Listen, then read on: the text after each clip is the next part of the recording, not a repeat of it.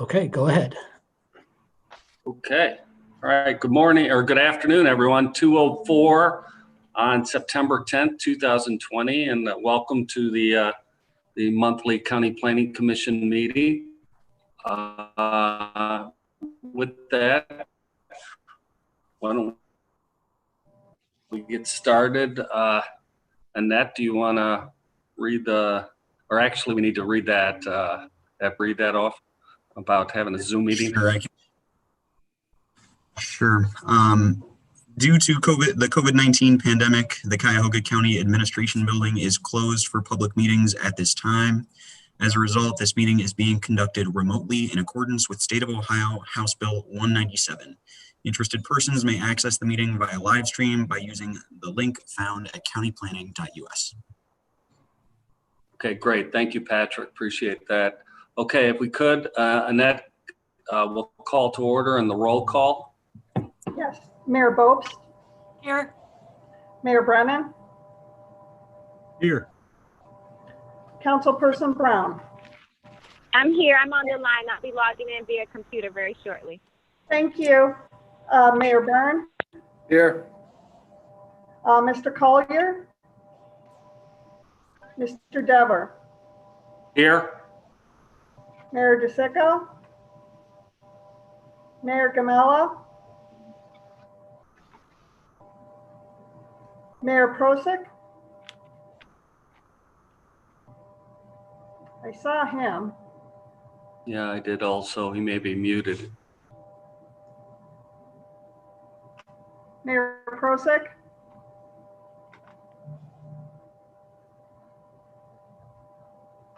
When he comes in, let's get him on record. Mayor Sellers? Here. Councilperson Simon, which I also saw her. Okay, I think I just heard from Mayor Prosick also that he was here. There was a phone number that did not have a name that did not answer. Is Mayor Gamella here? Okay, you have a quorum.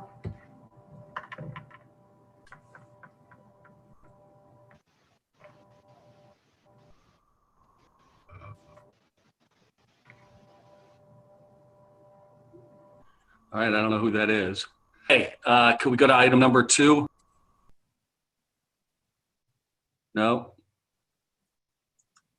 The approval of the minutes for August 13th, 2020. So moved. Can I have a second? Second. Here, Brennan, second. Okay, it's been moved and seconded. Is there any comments or questions on the minutes?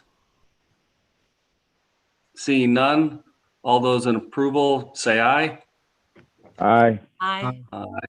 Could you Aye. say who seconded? I just heard voices. I did. Pam. Oh, thank you. Mayor Bopst. Okay, that motion is approved. Thank you, everybody. Okay, let's move to old business. I don't believe we have any old business. No, we'll move on to new business. Can we go to item number A, resolution 200910-A? Yes, resolution number 200910A is approving the administrative costs agreement with the Ohio Public Works Commission, acting on behalf of the District 1 Public Works Integrating Committee for state fiscal year 2021. Okay, Patrick, do you want to start this or is this going to go to Allison? Just that we're requesting approval of that administrative cost agreement, and Allison will go ahead and give an overview of this. Great, Allison. You are muted, Allison. Sorry. All right, thank you, everyone. The state infrastructure programs provide capital improvement projects through the state capital infrastructure programs that include the state capital improvement program, the local transportation improvement program, and the revolving loan program. So since 1991, the Cuyahoga County Planning Commission has administered the program on behalf of OPWC and the District 1 Public Works Integrating Committee, and that is for $65,000, and that comes out of the District 1 allocation. For this year, the fiscal year 2021 program cost agreement, the County Planning Commission received an allocation of approximately $29 million to award to projects. The OPWC has signed the administrative cost agreement, and the DOPWIC approved Exhibit 1, which is the Administrative Services Agreement, at their meeting on August 25th, 2020. Work includes coordination of meetings, development of application materials, project evaluation and selection, and assistance to the applicants. The contract is for a one-year term beginning July 1st. It's retroactive beginning July 1st, 2020 through June 30th, 2021. Okay, thank you. Thank you, Allison. Appreciate that. Is there any questions or comments from members of the board? I'd like to interrupt and say that Ms. Marco Fields has arrived and Mayor Prosick is here. Outstanding. Welcome. Okay, any questions from the board members? Mayor Bobst? I just have one quick one. Allison, are there any changes to this agreement from years past? No. No, this is the same agreement that we've had for the last couple of years at least. It is the same agreement. What is new is the cost agreement cover page. So it's the paperwork appears new to you. And the new paperwork now requires a signature from OPWC as well as the interim director or the director of county planning and the chair of the committee. So the paperwork is new, but in scope, it's still the same. Excellent. Thank you. Mr. Chair, I've got a question. Mayor Sellers? Yeah, so Allison, you said from 1991 we've been getting 65,000. Yes. Right. So in inflation dollars, 65,000 in 91 would be worth 123,000 now. So we're getting less for the same, you know? Should our fee be going up? I guess is my question. So this is mandated in the Ohio Revised Code that we can take up to 65,000. So and actually I said yes right away because that is what I believe. So but I don't know what the contract was in 91. So we've been getting fees since 91, but I am not confident of the amount. Okay. So. Maybe I'd be interested to know that, right? Because if we getting the same thing we get 91, that's not something, you know, and it's got to be brought to somebody's attention. Okay, I will look that up for. Okay. Thank you.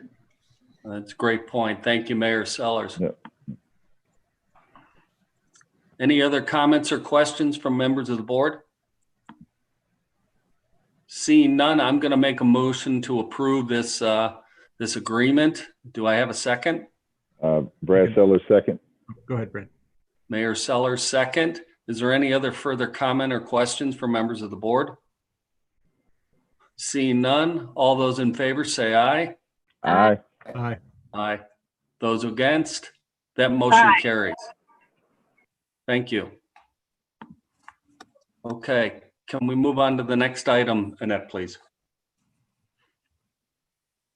That is resolution number 200910B, approving the contract for professional planning services with Smith Group for the Cuyahoga County Lakefront Public Access Plan.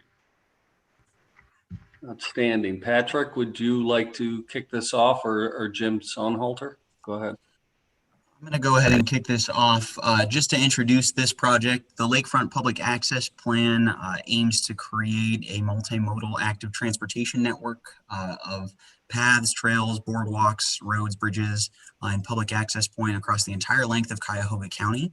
And specifically, this plan aims to address areas of coastal erosion and use those areas as potential places to improve public access.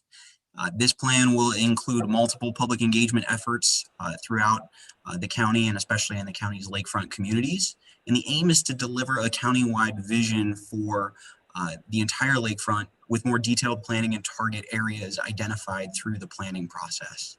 One of the major components that we're using as an example is the Euclid, Ohio Lakefront project, which you can see in the image to the right, utilized areas of lakefront and coastal erosion to work with property owners to get access and then build a trail along that section of the lakefront. Jim Sonhalter is going to give a little bit of a background on the RFQ and the process that we've taken so far to get to this point. All right. Thank you, Patrick. Mr. Chairman, members of the commission. We've been working together with Public Works for well over a year on this. And our commitment to this just further solidified after the county executive's State of the County address with his vision for the lakefront. So with that, we worked very closely with Public Works. There was a joint press conference in November 2019, I believe, where we prepared a big set of visuals overlaying the county greenway plan, the Cleveland Metro Parks Lake Erie Water Trail project, as well as all the lakefront parks across the entire county. And it was a very well attended press conference. So that got a lot of good press, and together we continued our work. We issued a request for qualifications July 1st of this year, and we advertised that through the American Planning Association, the APA, publicpurchase.com, and to those vendors on Public Works preferred vendors list. So by the July 17 deadline, we had gotten 5 good statements of qualifications. We assembled a consultant selection committee. We ranked them, we scored them, and awarded the highest score to Smith Group for its statement of qualification. And we issued a notice of intent to award on August 6th. Next slide, please. So Smith Group brought in a really very well qualified team. It includes CTL Engineering. They're going to be looking at the shoreline and geotechnical issues. Ohio Valley Archaeology, they'll be ensuring compliance with Section 106 requirements. Third Space Action Lab and will be responsible for an innovative, equitable public engagement strategy, and WSP will be looking at transportation issues. So we've got a number of WBEs, DBEs, and MBE firms on this team, including our Ohio Valley Archaeology and CTL. And we've got the project managers for the Euclid Waterfront Plan, Jason Stanglin of Smith Group and Allison Lucas E. Love from the City of Euclid. And Smith Group also worked on the Rocky River Bradstreet's Landing Park. Thank you, Jim. As a little bit of background about the funding for this project comes from the interagency agreement between County Planning and Public Works. The contract totals a not to exceed amount of $275,800. That will come from the $300,000 that was approved as part of that interagency agreement by the board in Resolution 200514D. So we're looking for the County Planning Commission to review and consider approval, and upon that, the interim executive director would execute the agreement. Happy to take any questions. Okay, is there any questions from members of the board? I want to just bring up that obviously this was, as Patrick and James had noted, that the executive had a rather large press conference in regards to this back at the end of 2019 of an initiative, a priority he's looking at for the county, the entire lakefront of the county, to provide greater access for the the citizens of Cuyahoga County to the lakefront. So I appreciate the efforts of both Patrick and James and the whole team over at the County Planning Commission and embracing this effort and choosing to take it on as a large project that we're very excited to be participating in, and we look forward to the results. Hopefully we'll see sometime before early into the second quarter of next year. So is there any other further comments or questions from members of the board? I would just maybe add, Chairman, I want to thank you. During this time, you spent a considerable amount of time coming out to various municipalities and entities, sort of explaining what the early vision was and some of the thought process behind what you were hoping to accomplish. And we appreciate that. We always need a thread running through the quilts that we try to put together. And so we're very excited to be a part of this plan. We have worked with Smith Group JJR. They did the master plan for the Bradstreet's Landing Park and have done all of the engineering and architecture for the restoration of that here, as long as other infrastructure amenities. So we've had great success with them and are pleased to see this moving along. So again, thank you, Chairman, for your leadership on moving this along. Thanks, Mayor. Any other comments or questions? Seeing none, I'll make a motion to approve this contract with the Smith Group. Is there a second? Second, Brown. Thank you, Councilwoman. Any other further comments or questions? On the motion to approve, all those board members can say aye. Aye. Aye. Aye. Aye. Aye. Those against? Okay, that motion carries. Thanks, everybody, and look forward to seeing the results of this study. Okay, can we move on to the next item? That would be the interim executive director's report. Thank you, Patrick. Please take off. Go ahead. Sure thing, and thank you. We're very excited about the lakefront project, so we'll be looking forward to getting input and working with a number of you on that. In terms of my report, one kind of big item, that is the Special Improvement District Guidebook, and then a number of smaller updates based on some of our conversations over the past few meetings. For the Special Improvement District Guidebook, this is the second time actually in 2 meetings that we've had kind of a county-wide project that has come out. This is the Special Improvement District Guidebook. It is kind of the first formalized guidebook in a series that we're putting together that is intended to provide information about specific topics and practices of municipal government. These are items that come up throughout a number of our master plans, and we want to give some more detailed information about how to accomplish or undertake some of those actions. So this Special Improvement District Guidebook talks about the benefits of forming a special improvement district, lists the general process for establishing it, and outlines best practices. The guidebook, the Special Improvement District itself is a defined area in which property owners elect to pay an additional assessment in order to fund public improvements and services that benefit the district. Common goals include enhancing an area's vibrancy, improving its safety and cleanliness, and attracting investment. And there are common services, which you can see in that list, as well as the icons. The most common are safety and assistance, and cleaning and maintenance, but also events, activities, and promotions are all common activities of a special improvement district. The guidebook itself outlines exactly the process for communities for forming a special improvement district, and there are 7 steps, kind of overarching steps. The first, finding a champion or being a champion for forming a SID, somebody pushing the actual idea. Then establishing a steering committee of property owners within a special improvement district area to share information and move the process along.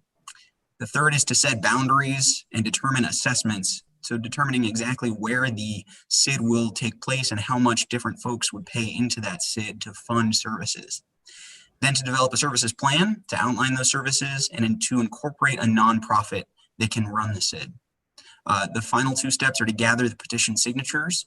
It requires 65% of property owners based on their frontage in a district, 60%, to form a SID, or 75% of the land area of a SID to form a SID, and then everyone in that SID pays towards those services.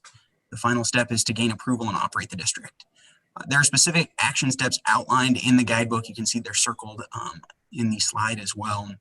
So the point of the guidebook is to really walk folks through exactly what that process looks like and provide that information. In terms of special improvement districts here in Cuyahoga County, you'll know them. They're many of the most vibrant and interesting places in the county, including downtown Cleveland, as well as a number of neighborhoods in Cleveland and Cleveland Heights. And there are a number of really great special improvement districts in various stages of formation. Downtown Euclid, the Van Aken district in Shaker Heights, and Old Brooklyn in Cleveland as well. And you'll recognize them for the services that they provide, like the cleaning and safety that takes place in downtown Cleveland. In terms of what this means for property owners in a district elect to assess themselves in order to pay for these services. And these services must be in addition to what a city typically provides. Each SID can be customized by its property owners, and we've gone through all of the special improvement districts in Cuyahoga County and listed in this chart some of the ways that they have customized their special improvement district. So as an example, Coventry has a budget of $165,000 and annual increases of 3%, and their entire budget is based on the value of properties within that district. So if your property encompasses 2% of the total value of the district, you pay 2% of the annual assessment. Slightly differently, Ohio City, for instance, their annual budget is $570,000, and they've expanded that special improvement district a number of times. They have an assessment based on 65% of the frontage and 35% of the value of the district. So just different ways that different places have customized their district for the needs of that area. And we know that there are benefits to these over the course of the past few decades that these have been in existence in Cuyahoga County. Any SID that has been up for renewal has been renewed at each point. And this has led to important impacts on communities. There's a number of important ones here, but the one that I really look to as the highest one is the one on the right. In Ohio City in 2016, the commercial vacancy rate in that district dropped from 40% to 2% after a SID was set up. So this guidebook outlines all of that information and more. It is already available for download at countyplanning.us/guidebooks. Those resources include example legislation, as well as example services plans, and other step-by-step resources. We'll be rolling this out next week. We're going to be putting out a press release and sending a follow-up to all of the mayors and hopefully the economic development directors throughout the county as we put together that list. So we're excited to get this information out to folks and encourage folks to use this to consider a special improvement district in their area. A special thanks to our partners and staff. We interviewed most of the existing special improvement districts in the county and had a number of staff working on this to put together a really exciting document. I'll pause there and see if there are any questions on the Special Improvement District Guidebook before moving forward. Great tool, Patrick. Really appreciate the team pulling this together. So comments or questions from members of the board? Seeing none, I think everyone's very excited about it, so that's great. How about we move on to the next item, Patrick? Sure thing. Just a couple other smaller items. The subdivision regulations, these were approved by the county's Administrative Rules Board on Tuesday, August 18th. They will be going in front of County Council for third and hopefully final reading on Tuesday, September 15th. Parma garage zoning, which I had mentioned at the last meeting, was approved. This is a small zoning research request for appropriate garage standards in Parma. The not to exceed amount of $1,000 will result in income for county planning. We are also finalizing another proposal, which would likely come before the board. That is for Middleburg Heights zoning map. And that proposal will follow our ongoing master plan in that community, as well as a zoning code update that they're putting together presently. They would be looking for us to put together a zoning map update as a result of that. And finally, on this page, in terms of Megan Cheney and the contract that was discussed last time, and Mayor Bope's question about the independent contractor status. The Department of Law and the Department of Human Resources are conducting a review in terms of that status. I can report anything back when that's done. And finally, Census 2020, I would be remiss not to end on this again. It is incredibly important. The self-response is still open and available to folks. Field operations are presently underway, but field time may have been reduced as a result of action at the federal level. Advertising and outreach is also ongoing, but congratulations, Cuyahoga County has surpassed its previous self-response rate from the 2010 census. We're presently at 65.9% self-response rate.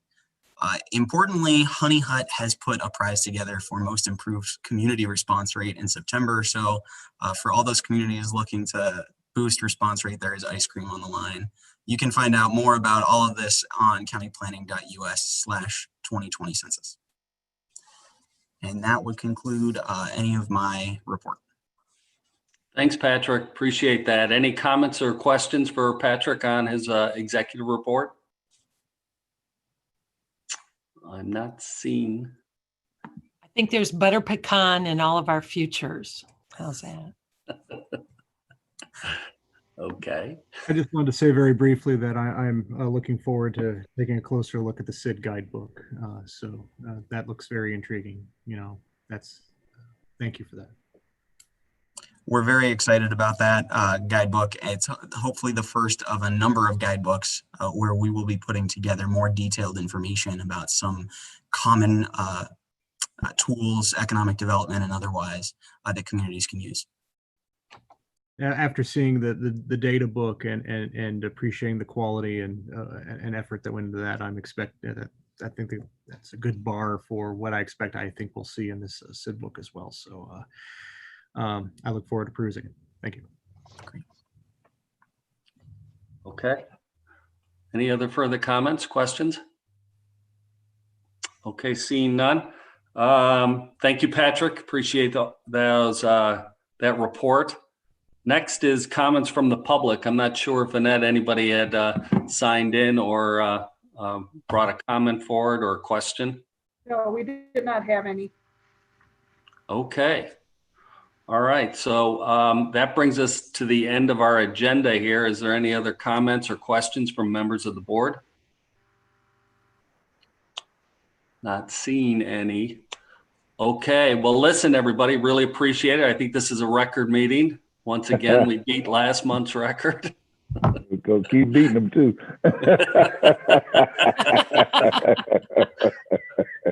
Okay, with that being said, I'll make a motion to adjourn the meeting. So moved. And seconded by Mayor Bopes. To all those in favor, say aye.